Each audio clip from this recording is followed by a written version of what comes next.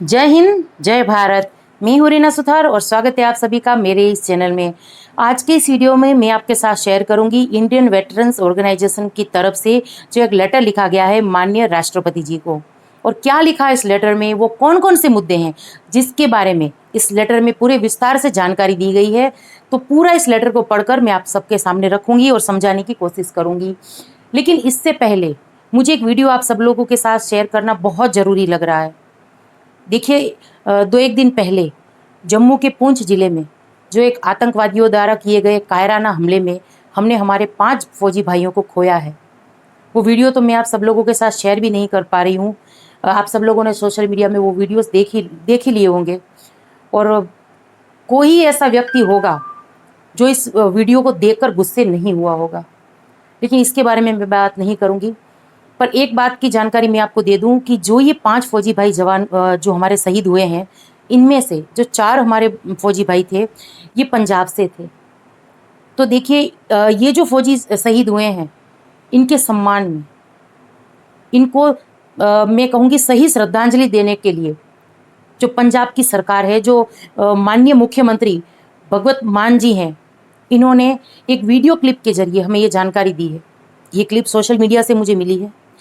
इसमें ये क्या कह रहे हैं कि देखिए, जो ये हमें नुकसान हुआ है, हमारे फौजी भाई जो आज गए हैं हमें छोड़कर, और इस तरीके से जो शहीद हुए हैं, तो इनको हम वापस तो नहीं ला सकते, लेकिन इनके जो परिवार है, इनकी परेशानियों को कम करने के लिए इन्होंने चारों फौजी भाइयों के परिवार को 1-1 करोड़ देने की घोषणा की है और साथ साथ एक सरकारी नौकरी की भी घोषणा की है।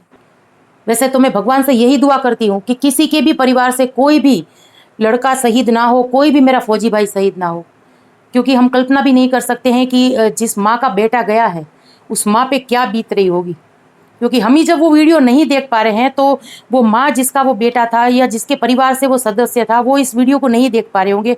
वो इस कमी को क्या कहूँ, इस दुख को कैसे वो झेलेंगे, ये तो अब इसके बारे में मैं नहीं कुछ बोल पा रही हूँ। लेकिन जब जब सरकार के द्वारा ऐसे कोई कदम उठाए जाते हैं जहां इन शहीद के परिवार को, इनकी परेशानियों को कुछ कम करने की कोशिश होती है, तो ऐसे कदम की सराहना जरूर से करनी चाहिए। तो आप ये क्लिप देख लीजिए। बहुत दुखदायक खबर कल रात मिली। 5 जवान ਜਿਹੜੇ ਨੇ ਸ਼ਹੀਦ ਹੋਏ, ਜਿਹਨਾਂ 'ਚੋਂ ਉੜੀਸਾ ਤੋਂ ਸੀ, 4 ਪੰਜਾਬੀ ਯੋਧੇ ਸੀ। ਸੋ ਆਜ਼ਾਦੀ ਲਿਆਉਣ ਦੇ ਵਿੱਚ ਵੀ 90% ਯੋਗਦਾਨ ਸਾਡਾ, ਤੇ ਆਜ਼ਾਦੀ ਨੂੰ ਕਾਇਮ ਰੱਖਣ ਦੇ ਵਿੱਚ ਵੀ ਸਾਡੇ ਯੋਧੇ ਜਿਹੜੇ ਨੇ ਉਹ ਬਾਰਡਰਾਂ ਤੇ ਰਾਖੀ ਕਰ ਰਹੇ ਸਾਡੇ।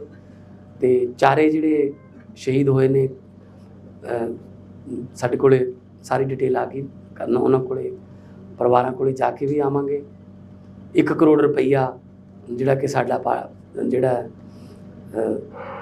ਸਰਕਾਰ ਵੱਲੋਂ ਡਿਸਾਈਡਡ ਕਿ ਅਸੀਂ ਕੋਈ ਫੌਜੀ ਜਵਾਨ ਸਾਡੇ ਪੰਜਾਬ ਦਾ ਜਾਂ ਕੋਈ ਪੁਲਿਸ ਵਾਲਾ ਡਿਊਟੀ ਦੌਰਾਨ ਸ਼ਹੀਦ ਹੁੰਦਾ ਹੈ, 1 ਕਰੋੜ ਰੁਪਈਆ। ਹਾਲਾਂਕਿ 1 ਕਰੋੜ ਰੁਪਏ ਨਾਲ ਅਸੀਂ ਕੋਈ ਉਹਨਾਂ ਨੂੰ ਕੋਈ ਵਾਪਸ ਨਹੀਂ ਲੈ ਕੇ ਆ ਸਕਦੇ, ਪਰ ਚਲੋ ਇਹ ਪਰਿਵਾਰ ਆਰਥਿਕ ਤੌਰ 'ਤੇ ਧੱਕੇ ਨਾ ਖਾਵੇ ਬਾਅਦ 'ਚ। ਸੋ ਅਸੀਂ ਉਹਨਾਂ ਚਾਰਾਂ ਨੂੰ ਸਲਾਮ ਵੀ ਕਰਦੇ ਹਾਂ, ਉਹਨਾਂ ਦੀ ਸ਼ਹੀਦੀ ਨੂੰ, ਤੇ ਪਰਿਵਾਰ ਨੂੰ ਪਾਲਾ ਮੰਨਣ ਦਾ ਬਲ ਬਖਸ਼ੇ। तो आपने ये वीडियो क्लिप देखी, इसीलिए मैं हमेशा कहती हूँ कि शहीदों के जो परिवार है, इनको कोई भी तरह की तकलीफ नहीं होनी चाहिए, और हर एक राज्य सरकार के द्वारा ऐसे कदम उठाए जाने चाहिए कि ये जो शहीदों के परिवार होते हैं, इनको कम से कम तकलीफ हो।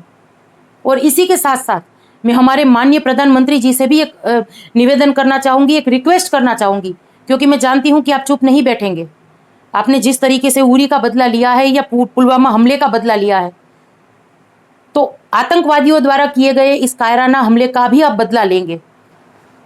तो चलिए अब बात करती हूँ इंडियन वेटरन्स ऑर्गेनाइजेशन के द्वारा जो एक लेटर लिखा गया है, जो कि माननीय राष्ट्रपति जी को लिखा गया है, और इसमें OROP 2 की विसंगतताओं को विस्तार से बताया गया है, और इसी के साथ साथ जो टेबल्स में गड़बड़ियाँ हैं इसके बारे में भी जानकारी दी गई है। तो जो भी पैराग्राफ्स हैं इसमें, इसको विस्तार से मैं आपके सामने रख रही हूँ। ये किन के द्वारा लिखा गया है, देखिए।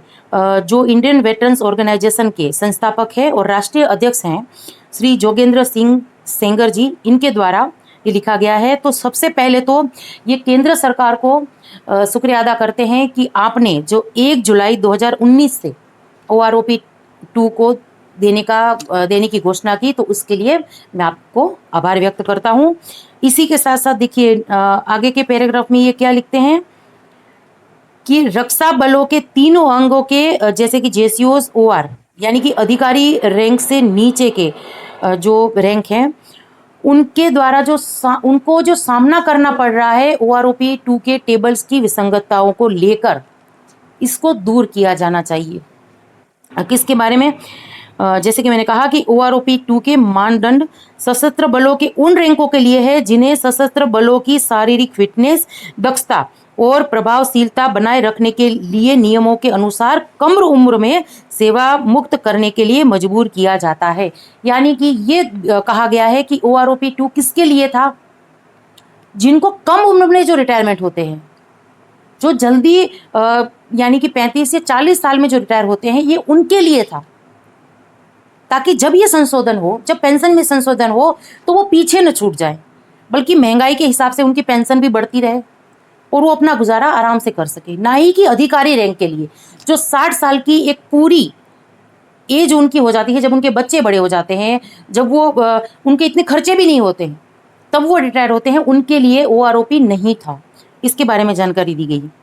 आगे के पैराग्राफ में ये क्या लिखते हैं? जेसीओस OR को पेंशन के रूप में 75% वेतन मिल रहा था, जो 3D वेतन आयोग के बाद कम हो गया था। यानी कि जेसीओस और ORs को जो सही तरीके से पेंशन मिल रहा था, ये तीसरे वेतन आयोग के बाद कम हो गया है। यानी कि इसमें ये भी जानकारी दी गई है कि ये जो विसंगतताएं हैं जो पेंशन में या ORs और जेसीओस रैंक और ऑफिसर्स रैंक के बीच में, जो उनके पेंशन के बीच में जो इतनी बड़ी खाई है, ये कहाँ से शुरू हुई है? आगे ये क्या लिखते हैं कि बाद में सेवा मुख्यालय ने छठे वेतन आयोग के दौरान पेंशन के रूप में 70% वेतन देने की सिफारिश की। हालांकि अधिकारियों ने लेफ्टिनेंट कर्नल को पे बैंड 3 से 4 में स्थानांतरित करने और पेंशन में MSP को शामिल करने के लिए अपनी वास्तविक मांगों को प्राप्त करने के लिए केवल इस मांग को एक उपकरण के रूप में इस्तेमाल किया। यानी कि साफ साफ लिखा गया है कि OROP 2 को किस तरीके से एक हथियार बनाकर अधिकारियों ने सिर्फ और सिर्फ अपने फायदे के लिए उपयोग में लाया है।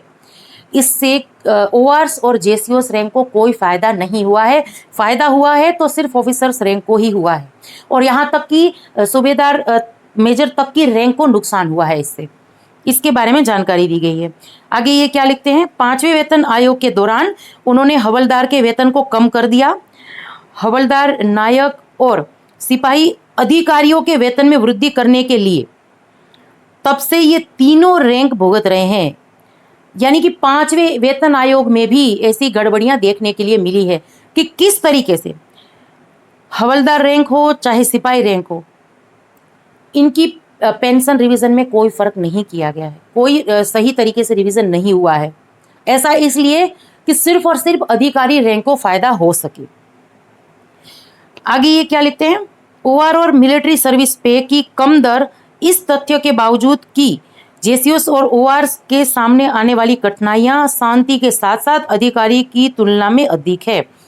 यानी कि इक्वल MSP भी नहीं लागू की गई, ये जानने के बावजूद कि जो ORs और JCOs होते हैं वो मुश्किल परिस्थितियों का सीधा सामना करते हैं।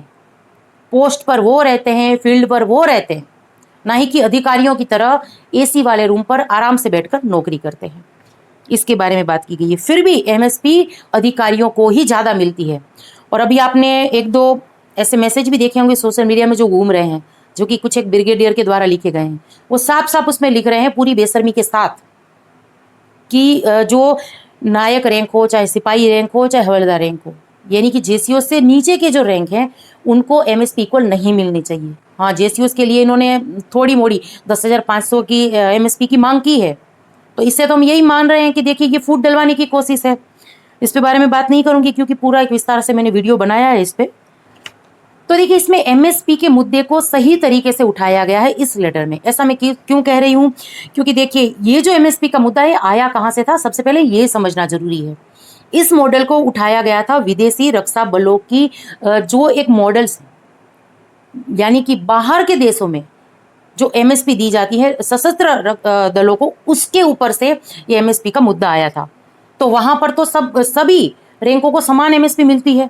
लेकिन भारत में जब ये एमएसपी लागू करने की बात कही गई, यानी कि यहाँ के रक्षा दलों में जो ये एमएसपी लागू करने की बात कही गई, तो यहाँ पर भी देखिए अधिकारी जिस तरीके से डिसेबिलिटी पेंशन हो या और भी पे रिवीजन हो, जिस तरीके से अधिकारी इसमें अपनी चला रहे हैं, ऑफिसर्स की लॉबी को ही फायदा पहुंचाने के लिए ये जो काम कर रहे हैं, तो एमएसपी के मुद्दे पर भी ऐसा ही किया गया। यानी कि अधिकारियों के द्वारा तोड़ मरोड़ कर एमएसपी को पेश किया गया। हर एक वेतन आयोग में यही हुआ है। इसी से जो एमएसपी है वो इक्वल नहीं हो सकी है सभी रैंकों के लिए। इसी के साथ साथ देखिए जो अतिरिक्त पेंशन मिलती है, यानी कि जैसे कि आप सब जानते हैं कि 60 वर्ष से जब ऊपर हो जाते हैं कोई पेंशनर्स, तो उनको कुछ एक सालों में उनकी पेंशन दरों में बढ़ोतरी होती है। तो ये भी जो ओआरस हैं और जेसीओस हैं, इनके लिए ये एज को कम करने के लिए कहा जाता है। ये जाहिर सी बात है, क्योंकि ओआरस और जेसीओस हैं ये कम उम्र में रिटायर हो जाते हैं, तो इसके लिए तो उसकी एज कम करने के लिए यहाँ पर कहा गया है। इसके बाद देखिए ये क्या एक बड़ा ही अहम मुद्दा है, इस पे ये पॉइंट कर रहे हैं, यहाँ पर इन्होंने बात की है। लेफ्टिनेंट कर्नल और मेजर ने पे बैंड 4 के लिए 21 साल की सेवा की। तदनुसार सिपाही, नायक और हवलदार को 2400 से शुरू होने वाले ग्रेड पे के साथ पे बैंड 2 में स्थानांतरित किया जाना चाहिए था और जेसीओस के ग्रेड पे को बढ़ाया जाना चाहिए था। हालांकि अधिकारियों ने जानबूझकर अपने फायदे के लिए जेसीओस ओआरस को निम्न ग्रेड पे में रखा। और यहाँ पर देखिए एक बात इन्होंने ये भी कही है कि देखिए चंडीगढ़ पुलिस के कांस्टेबल, हेड कांस्टेबल और असिस्टेंट सब इंस्पेक्टर का ग्रेड पे क्रमश 3200, 3600 और 4500 है। और पहले माननीय आयोग को मेजर के बराबर वेतन और पेंशन मिल रही थी, जिसे बाद में घटा दिया गया। यानी कि पहले जब ये पे कमीशन जब लागू हुए थे, यानी कि हम 6 पे कमीशन के पहले की अगर हम देखते हैं तो इतनी गड़बड़ियां नहीं थी। लेकिन 2006 के बाद ये जो अंतर है ये बढ़ता ही जा रहा है।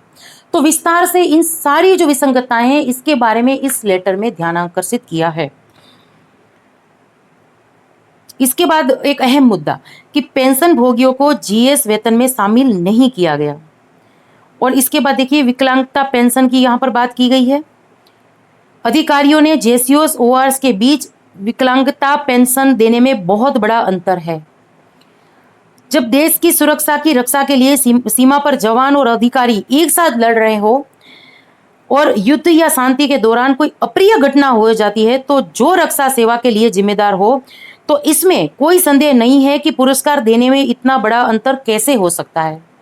यानी कि डिसेबिलिटी पेंशन जो है वो भी बराबर होनी चाहिए। इसी के साथ यहाँ पर यह कहा गया है कि एक जवान को जहाँ डिसेबिलिटी पेंशन के नाम पर कुछ 1000 रुपये मिलते हैं, वहीं अधिकारियों को लाखों के लाखों रुपए प्रतिमाह विकलांगता पेंशन मिलती है। यहाँ पर देखिए इसका अंतर भी बताया गया है कि अब अधिकारियों को विकलांगता पेंशन में 57,000 से 75,000 तक है अधिकारियों की विकलांगता पेंशन है, जबकि जवानों को 100% विकलांगता पेंशन भी 11,000 के आसपास है। इसके बाद देखिए 2000 जैसे कि मैंने कहा कि 2006 के बाद से ये अंतर और ज़्यादा होता जा रहा है। इसके बाद देखिए डीए, जो अगर अधिकारी ये कहते हैं कि भाई डीए तो हमें समान मिल रहा है, इसका फ़ायदा कैसे अधिकारियों को हो रहा है, इसके बारे में भी इसमें बताया गया है कि उच्च रैंक वालों को कम महंगाई भत्ता दिए जाने, जबकि सभी रैंकों को एक ही दर दी जा रही है, जिसके परिणाम स्वरूप 1 लाख पेंशन वाले अधिकारियों को 38,000 डीए मिल रही है, जो 2 जवानों की पेंशन के बराबर है। तो देखिए इस विसंगतताओं को दूर करने के लिए निचले रैंक को अधिक डीए दिया जाना चाहिए, ताकि हर रैंक को समान डीए मिल सके, क्योंकि जाहिर सी बात है उनकी बेसिक पे ज़्यादा है अधिकारियों की, इसीलिए उनका डीए भी ज़्यादा बनता है। तो इसमें सुधार करने की ज़रूरत है। और इसी के साथ साथ देखिए ये क्या अनुरोध कर रहे हैं कि पीसीडीए प्रयागराज द्वारा जारी परिपत्र संख्या 666 को उपरोक्त विसंगतियों का समाधान होने तक तत्काल वापस लिया जाना चाहिए। यानी कि पीसीडीए की तरफ से जो एक सर्कुलर जारी हुआ था 666 करके, उसको जो ओआरओपी 2 की विसंगतताएं हैं, जब तक ये दूर नहीं होती हैं तब तक उसको वापस लिया जाना चाहिए और उस पर अमल नहीं होना चाहिए। इसके बाद ये कह रहे हैं कि अगर इन सभी मुद्दों पे ध्यान नहीं दिया गया। तो 6 अगस्त 2023 को हजारों दिग्गजों के साथ धरना देने की योजना बनाई गई है। तो ये तो देखिए मैंने इस लेटर से जो बातें निकल कर आ रही है वो बड़ी बड़ी आपके सामने रखी है। ये पूरा लेटर मैंने आपको पढ़कर नहीं सुनाया है, लेकिन वो सारी विसंगतताएं जो OROP 2 को लेकर है, चाहे इक्वल MSP को लेकर है, चाहे जो DA तो चलिए एक साथ बढ़ता है, अधिकारियों का हो चाहे ऑफिसर्स ये जवान रैंक का हो चाहे JCOS रैंक का हो, लेकिन इसका फायदा कैसे अधिकारियों को ज़्यादा मिल रहा है इसके बारे में विस्तार से इस लेटर में बात की गई है। तो बस आज का ये मेरा वीडियो यहीं तक था। उम्मीद करती हूँ कि मेरे द्वारा दी गई जानकारी आप सभी लोगों के लिए यूजफुल रह रही होगी। फिर से कोई ऐसा एक नया वीडियो लेकर आऊँगी जब मेरे पास कोई ऐसी जानकारी होगी। तब तक के लिए जय हिंद।